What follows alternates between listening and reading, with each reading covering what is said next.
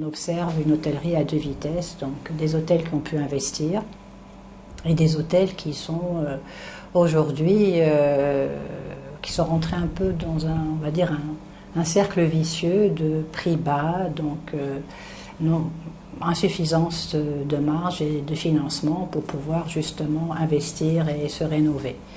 Et donc là, peut-être que c'est la stratégie que va mettre en place le gouvernement, si on va jouer la carte vraiment du tourisme complètement, et donc il y a certains axes à développer pour rendre encore plus attractive la destination et le retour d'investisseurs.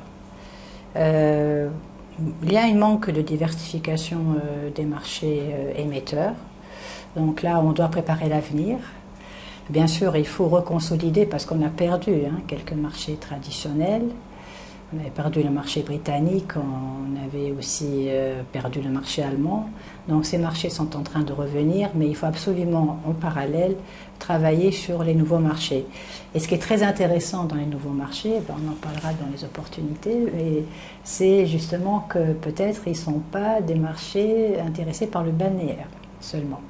Quand on a un bel aéroport comme Enfield qui est vraiment une capacité inexploitée et pratiquement pas de connectivité avec les stations balnéaires proches, c'est un grand problème pour la commercialisation parce qu'un aéroport c'est un produit comme un autre. Donc une des premières questions qu'on pose c'est est-ce que l'aéroport a une ligne de métro, de train, une station de bus, voilà.